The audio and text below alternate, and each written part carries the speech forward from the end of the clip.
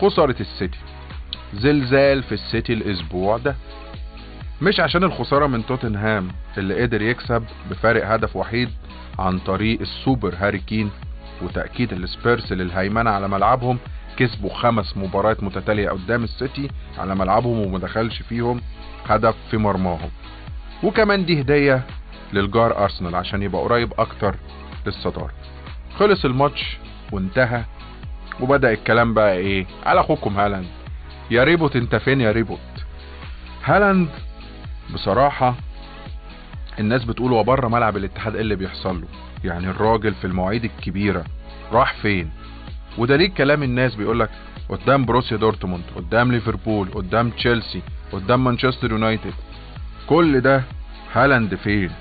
هالاند يا جماعة هو بيلعب جوه ملعب الاتحاد وبراه الموضوع صعب، فين هالاند؟ وكان الكلام كله رايح في السكة دي على هالاند. لكن بعد الخسارة ظهر خبر رابطة الدوري الانجليزي تتهم مانشستر سيتي باختراق قانون اللعب المالي النظيف، والرد كان سريع من السيتي. قالك انا برحب باي حاجة وتعالوا راجعوا اللي انتوا عايزينه، بس في شرط، لجنة مستقلة هي اللي تيجي تعمل ده. يعني واضح ان السيتي اتعود على الموضوع ده، وكمان بيعرف يواجهه كويس جدا، ودي مش اول مرة. طب السؤال بقى، لو السيتي فعلا الاتهامات صح ايه اللي يحصل؟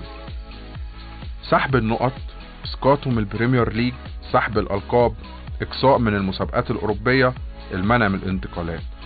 دي العقوبات المحتملة في حالة ثبوت التهم اللي بيواجهها السيتي من الدوري الانجليزي، بيقولوا بعد تحقيق 4 سنين.